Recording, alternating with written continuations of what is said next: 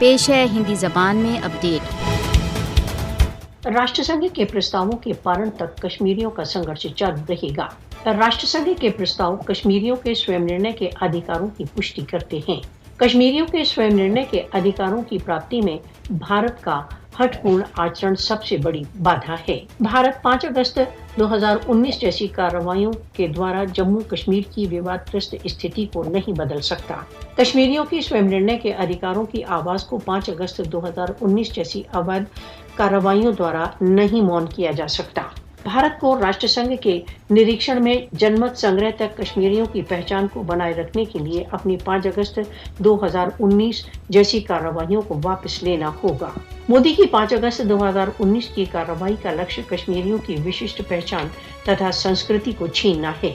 कश्मीरियों के लिए अपनी विशिष्ट पहचान का संरक्षण उनके जीवन मरण का प्रश्न है। अंतर्राष्ट्रीय समुदाय को भारत को अपने 5 अगस्त 2019 के असंवैधानिक निर्णय को वापस लेने के लिए दबाव डालना चाहिए। कश्मीर विवाद का राष्ट्र संघ के संबद्ध प्रस्तावों के अनुसार समाधान किया जाना चाहिए।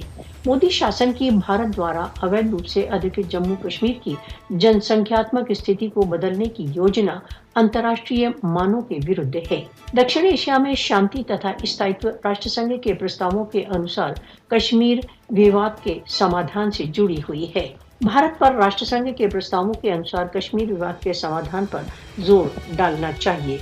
राष्ट्र संघ को कश्मीरियों के स्वयं निर्णय के अधिकारों से संबद्ध अपने दायित्व को पूर्ण करना चाहिए।